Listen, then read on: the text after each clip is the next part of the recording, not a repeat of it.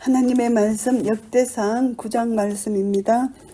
온 이스라엘이 그 보게대로 계수되고 이스라엘 열왕기에 기록되니라.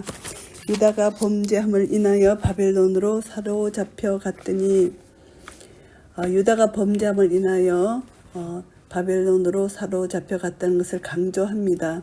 그래서 그들의 범죄를 강조한 것은 후손들에게 다시는 죄를 범하지 않도록 경고하기 위한 것이고요. 먼저 그 본성으로 돌아와서 그 기업에 거한 자는 이스라엘 제사장들과 레위 사람과 르디님 사람들이라. 본성으로 돌아왔다는 것이고, 르디님 사람들이라는 것은 바쳐진 자들이란 뜻인데, 이들은 성전에서 레위인의 일을 거들었던 자들로 여겨지고요. 성전 봉사자로 보고요. 유다 자손과 베냐민 자손과 에브라임과 므낫세 자손 중에서 예루살렘에 거한 자는, 여기서 자손이 네 자손이 나옵니다. 포로기한 이후 유다의 신정국가로서의 합법성을 내세우기 위해서 예루살렘 거민들의 명단을 기록했고요. 예루살렘은 이스라엘의 변함없는 종교적 중심지고 합법적인 수도였기 때문에 그 거민들의 명단은 바벨론에서 귀환하여 신정국가를 재건하고자 했던 이스라엘 공동체에서 적지 않은 의미를 부여하는 것이 되고요. 유다의 아들 베레스 자손 중에 우덴이, 저는 암미우스의 아들이요 오므리의 손자요 이므리의 정손이요 바니의 현손이며, 실로 사람 중에서는 장차 아사야와 그 아들들이요. 이스라엘 종교 중심지로 해마다 여호와의 절기가 지켜지는 곳이 실로인데요. 실로는 다윗이 예루살렘으로 언약궤를 옮기기 전까지 백성들이 여호와께 예배 드렸던 곳이고요.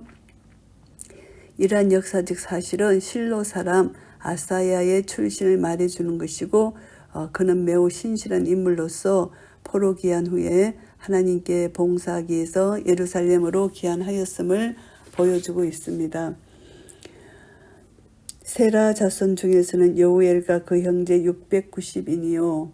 세라는 유다가 며느리 다말에게서 낳은 아들이고요. 베냐민 자손 중에서는 하수누아의 증손이요 호다이아의 손자 무슬람의 아들 살루요. 여로함의 아들 이브느야와 미거리의 손자 우시의 아들 엘라요. 이브니아의 증손 느우엘의 손자 스바다의 아들 무슬람이요. 또 저희 형제들이라 그 보게대로 계수하면 956인이니 다 그 집에 족장된 자들이더라. 여기서 저희 형제들 여기서 언급한 것인데, 7절 8절에 언급된 살루, 이브느야, 엘라, 무슬람 이 네 족장들의 혈족들을 의미하는 것이고요. 제사장 중에서는 여다야와 여호야립과 야긴과 하나님의 전을 맡은 자 아샤라니, 저는 힐기야의 아들이요 무슬람의 손자요 사독의 증손이요 무라요스의 현손이요 아이두베 5대손이며, 대제사장을 일컫는 말로 이해되는 것이 여기서 하나님의 전을 맡은 자 이렇게 알 수가 있는데, 바벨론 포로 귀환 후에 대제사장은 여호수아였으나 여기서 대제사장 다음 가는 권한을 지닌 제사장을 가리키는 말로 이해되고요. 아샤라니, 저는 힐기야의 아들이다.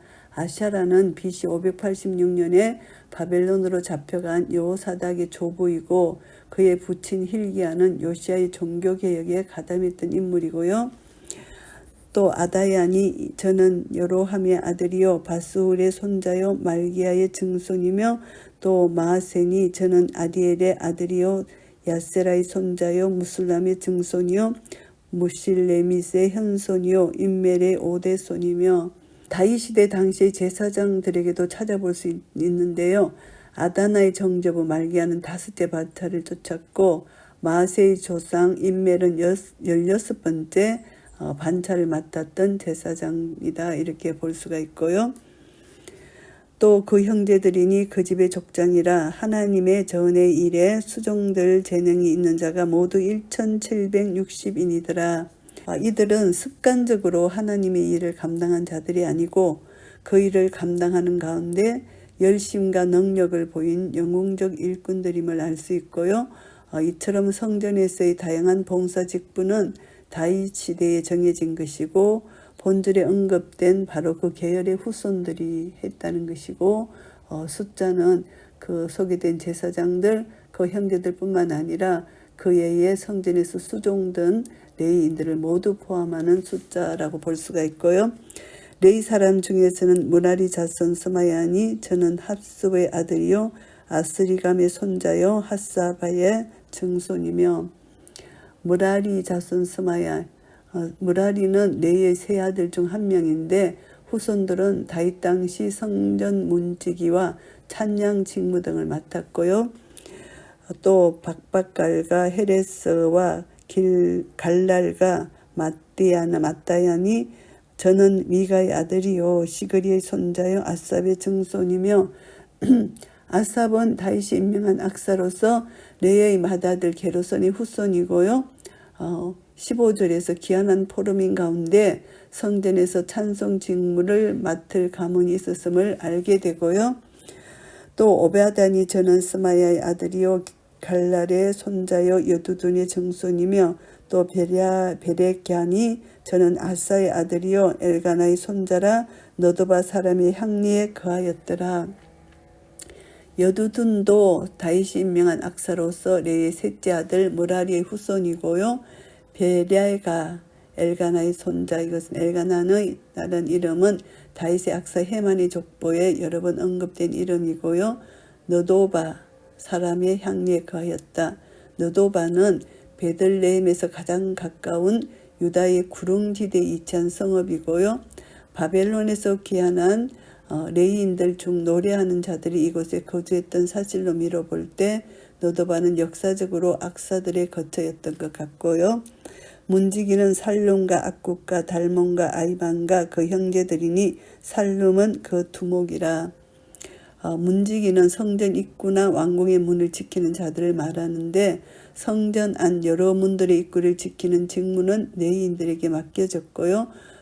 이 중요한 직무는 아침 저녁으로 성전 성막의 문을 열고 닫는 것입니다. 중요한 것이고, 그래서 이제 시편 84편 10절 말씀에 보시면은 아길의 장막의 거함보다 내 하나님 문지기로 있는 것이 좋사오니 이런 노래를 부르는 자잖아요. 이 성전 문지기는 영광의 직무라는 것을 알 수가 있습니다. 기쁨에 충만한 이들의 직무 자세는 오늘 우리들이 직분 수행에 있어서 일의 성격에 관계없이 기쁨과 감사하는 마음으로 해야 할 것을 교훈해 주는 말씀이고요. 이 사람들은 전에 왕의 문 동편 곧 레위 자손의 영의 문지기이며, 레위 자손의 영의 문지기다. 이스라엘 강야 시대의 진영을 해상하는 구절인데요. 이스라엘의 지파들은 성막을 중심으로 그들의 진영에 세워졌고, 레위 지파의 영, 성막 또는 성물과 함께 있었고요. 그래서 레위 자손의 영의 문지기라는 것은 성막의 문지기다, 이렇게 볼 수가 있습니다. 성막을 지켰던 이들이 예루살렘 성전이 건축된 이후에는 성전문의 문지기가 된 것이고요. 고라의 증손 에비 아삽의 손자 고레의 아들 살룸과 그 종족 형제 곧 고라의 자손이 수종드는 일을 맡아 성막문들을 지켰으니 그 열조도 여호와의 영을 맡고 그 들어가는 곳을 지켰으며, 고라는 그앗 족속의 후손으로서 아론의 대제사장직을 탐내다가 저주를 받은 그 인물이고요. 그러나 그때의 그의 아들들은 저주에서 면제되어서 그앗 족속의 중요한 성직을 계속 담당할 수 있었고, 이들의 직무가 살루베기까지 이어질 수 있었다는 것을 알 수가 있고요. 그 열조도 여호와의 영을 맡고 그 들어가는 곳을 지켰으며, 17절 19절에서 언급된 자들의 열조인 고라 자손 그핫의 후손들은 강야에서 지성물을 관리했던 자들이고요. 그 조상들이 문지기였다는 것은, 이것은 성경에는 없지만 이 본절로 보스는 역시 지성소를 지키는 문지기 직무를 감당했다, 이렇게 볼 수가 있고요. 포로기한 이후 문지기들이 하나님께서 그들의 열정에 명령하신 직무를 그대로 이어받았다는 사실을 보여주는 것이고요. 여호와께서 함께하신 엘라셀의 아들 비느하스가 예측의 그 무리를 거느렸고, 대서의 대제사장으로서의 비느하스의 직무를 전거해 주는 구절이 아니고 대제사장보다 중요한 직무가 있었기 때문에 문지기들을 하지 않았을 것이기 때문이다. 이렇게 봅니다. 비느하스가 대제사장의 직을 맡기 전 그의 아버지 엘르아살 밑에서 감당했던 일을 알려주는 구절이라고 보고요. 그의 아버지 엘르아살 또는 대제사장 아론의 밑에서 문지기들을 관할했고요. 비느하스는 그의 의로운 행동으로 인해서 하나님으로부터 평화의 언약을 얻어낸 유명 인물로 알려졌습니다. 무셀레마의 아들 스가랴는 해막 문지기가 되었더라. 무셀레마와 스가랴란 이름은 다윗 시대에 임명된 문지기들의 명단 가운데 찾아볼 수 있고요. 택함을 입어 문지기가 된 자가 모두 212이니 이는 그 향리에서 그 보게대로 계수된 자요 다윗과 선견자 사무엘이 전에 세워서 이 직분을 맡긴 자라. 향리는 예루살렘 주변에 위치한 문지기들의 거처를 가리키고요. 이곳에 거주하다가 직무를 감당할 때면 예루살렘 성으로 올라가 봉사했던 것이고, 다윗과 선견자 사무엘이 전에 세워서 이 직분을 맡긴 자다. 문지기 직분을 최초로 세운 자들이 다윗과 사무엘 선지자였다고 언급합니다. 그런데 사무엘 선지자가 나중에 기록된 것은 연대적으로 볼 때 어긋난 듯 하지만 성전 예배의 기틀을 마련한 핵심적인 인물이 다윗이고 문지기의 활동이 활발했던 때의 인물 또한 다윗이기 때문에 이 기록이 자연스럽게 이해될 수가 있다는 것을 알 수 있고요. 저희와 그 자손이 그 반열을 쫓아 여호와의 전 곧 성막문을 지켰는데, 당시 문지기들은 24반으로 나누어져서 동편에 6명, 북편에 4명, 남편에 4명, 곡간에 2명, 낭실 서편에 4명, 낭실에 2명씩 총 22명이 매일 배치되었다고 하고요. 그런데 다윗 당시 문지기의 수는 두목들을 포함하여 모두 93명이었고 정확히 4교대로 직무를 수행했다. 이렇게 보고요. 그 향리에 있는 형제들은 일해마다 와서 함께하니 모든 레인들이 예루살렘 성에 다 수용될 수 없었기 때문에, 그러나 그들은 예루살렘 주변에 향리에 거주하면서 반차를 쫓아 성전에 올라가 교대로 봉사 일을 감당했고요. 그들이 일주일 단위로 직무를 교대했다는 것을 알 수가 있고요. 이는 문지기에 두목된 레위 사람 넷이 기묘한 직분을 맡아 하나님의 전 모든 방과 곡간을 지켰음이라. 이들은 이제 17절에서 언급된 4명의 문지기들의 지도자들입니다. 긴요한 직분은 성전 업무와 관계되는 사항 중 중요한 것은 성전을 지키는 것이다. 이렇게 알 수 있습니다. 성전을 지킨다 하는 것은 오늘날 성도들에게 세속에 물들지 않도록 자신을 지키라는 의미가 있고요. 그리스도 예수를 모신 성도의 몸이 곧 성전이기 때문이고요. 모든 방과 곡간, 이는 11조 성물을 보관해 두는 곳인데 4명의 문지기 두목들은 이곳을 관리하는 일을 총감독했고요. 이곳을 맡도록 되어 있는 문지기들은 반차를 쫓아 교대로 나와서 이곳을 지켰고요. 저희는 하나님의 전을 맡은 직분이 있으므로 전 사면에 유하며 아침마다 문을 여는 책임이 있었더라. 하나님의 전에서 어느 정도 떨어져 거처하던 일반 문지기들과는 달리 지도자격인 문지기 두목 4사람들은 그들의 직무의 중요성 때문에 전 가까이에 거하였던 것이고, 여기서 지도자는 누구보다 열정적이며 책임감이 있어야 한다는 교훈을 받게 되고요. 아침마다 문을 여는 책임이 있었다. 이들은 밤에 하나님의 전의 문을 닫았다가 아침에 또 그 문을 여는 그런 일을 맡았다는 것을 알 수가 있고요. 그 중에 어떤 자는 섬기는 데 쓰는 기명을 맡아서 그 수요대로 들여가고 수요대로 내어오며, 기명은 금은으로 만든 귀한 그릇입니다. 오직 레위인들만이 운반할 수 있었고 그것들은 하나님의 성물이었기 때문에 사용한 이후에는 성전 창고에 조심스럽게 보관해 둬야 한다고 할 수가 있고요. 또 어떤 자는 성소의 기구와 모든 기명과 고운 가루와 포도주와 기름과 유황과 향품을 맡았으며, 기구 또는 기명, 이것은 고운 가루, 포도주, 기름과 유황, 향품을 담는 그릇을 의미하고요. 이 중 고운 가루는 제사 때 소조물로 쓰였고 포도주는 소제와 함께 드려지는 전제에 사용되었고 기름과 유황은 소제에 함께 드려졌고 향품은 등유와 간유에 사용되었고, 그래서 대체적으로 소제에 사용되는 성물을 기록한 내용이 29절 내용이라고 볼 수가 있고요. 또 제사장의 아들 중에 어떤 자는 향품으로 향기름을 만들었으며, 향기름이라는 것은 거룩한 간유를 말합니다. 이 간유는 성소의 모든 기구와 아론과 그 아들들에게 발라 그것을 거룩하게 구별하는 목적으로 사용되었고요.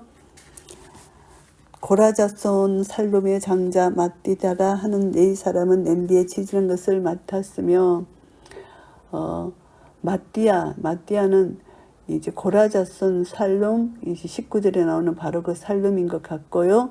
이 살룸은 다윗 시대 문직이었던 머셀레마와 동일시 여기기도 한다고 하고요. 남비에 치지는 것이다. 소제 때 사용되는 누룩 없는 제사떡을 만드는데 쓰임 받았다고 보고요.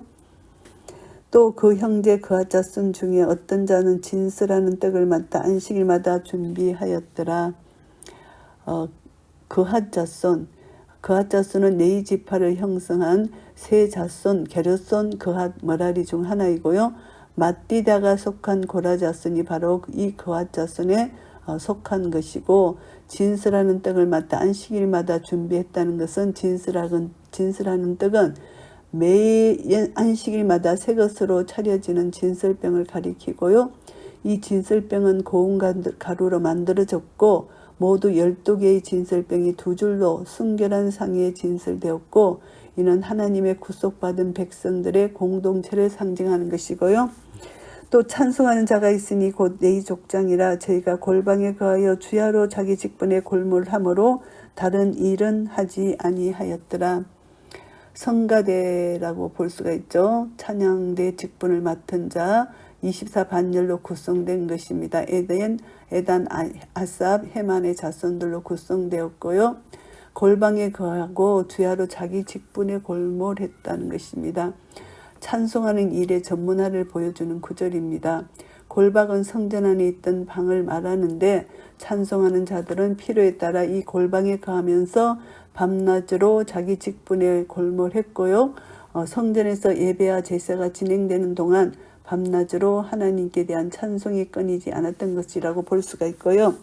이 쌍은 대대로 레이의 족장이요 어뜸이라 예루살렘에 거하였더라. 모든 레이인들을 일컫는 말이고요. 이제 35절부터 44절까지는 이제 사울의 족보입니다. 이 사울의 족보는 8장 29절에서 39절 말씀이 그대로 기록된 중복이라고 볼 수 있습니다. 그러면 왜 중복을 하느냐? 사울왕의 비극적 종말을 소개하기 위한 도입 부분으로 여기에 또다시 반복된다고 볼 수가 있고요. 35절부터 쭉 나열하면은 기브온의 조상 여예는 기브온에 거하였으니 그 아내 이름은 마아가라. 그 장자는 압도니요 다음은 술과 기스와 바알과 넬과 나답과 그돌과 아이오와 스가리아와 미글롯이며, 미글롯은 시므함을 낳았고 이 무리도 그 형제로 더불어 서로 대하여 예루살렘에 거하였더라. 넬은 기스를 낳았고 기스는 사울을 낳았고 사울은 요나단과 말기수아와 아비나답과 에스바를 낳았으며, 요나단의 아들은 머릿바알이라. 머릿바알이 미가를 낳았고 미가의 아들들은 비돈과 멜렉과 다레아와 아하스며, 아하스는 야라를 낳았고 야라는 알레밋과 아스마옅과 시머리를 낳았고 시머리는 모사를 낳았고 모사는 비나를 낳았으며, 비나의 아들은 르바야요 그 아들은 엘라사요 그 아들은 아셀이며, 아셀이 6 아들이 있으니 그 이름은 아스리감과 보구루와 이스마엘과 스아랴와 오바다와 하나니라. 아셀의 아들들이 이러하였더라. 역대상 9장 말씀을 정리하겠습니다. 여기서 이제 포로에서 귀환한 자들의 명단과 사울의 족보에 대해서 말씀합니다. 1절부터 9절까지는 예루살렘 주민들에 대해서 말씀합니다. 남은 자의 족보를 언급하는 과정입니다. 바벨론의 포로로부터 귀환한 12지파를 기록하는 대목인데, 포로 귀환 후 예루살렘을 중심으로 거주하면서 이제 여기서 사는 자들 소개하는데, 지금까지 간략한 경과와 더불어서 예루살렘에 거한 유다 지파 사람들, 그리고 예루살렘에 거한 베냐민 지파 사람들 이렇게 구성되어 있고요.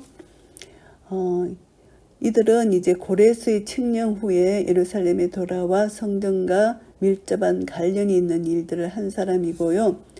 하나님의 날개 아래 다시 모여서 한 국가를 이루는 데 주역이 된 사람들이라고 볼 수가 있습니다.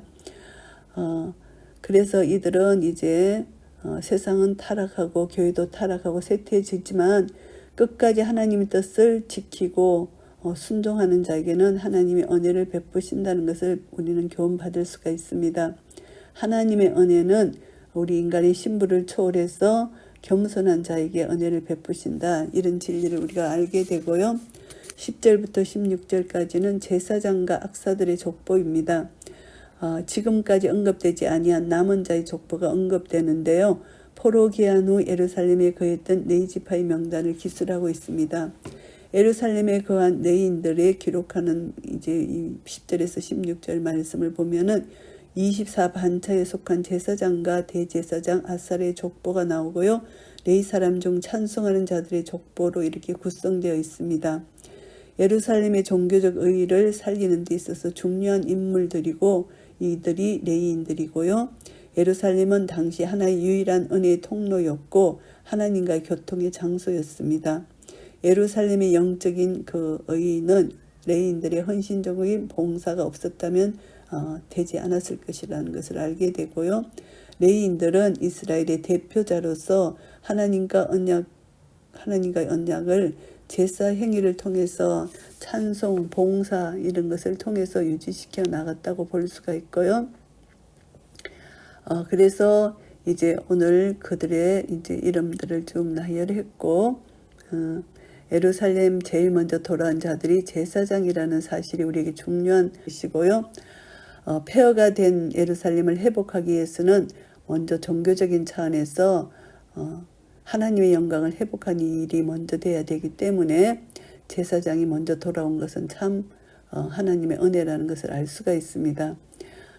백성들의 범죄로 인해서 하나님과의 교제가 단절되고 절망적인 삶 속에서 하나님과 정상적인 관계 회복을 위해서 제사장들을 통해서 회개할 수 있는 그런 은혜를 주시고 율법을 배우게 되고 이스라엘 백성들은 또 제사장들을 통해서 하나님 말씀 선포되는 말씀을 통해서 회개하고 하나님께로 돌아오는 그런 은혜를 얻게 되는 것입니다.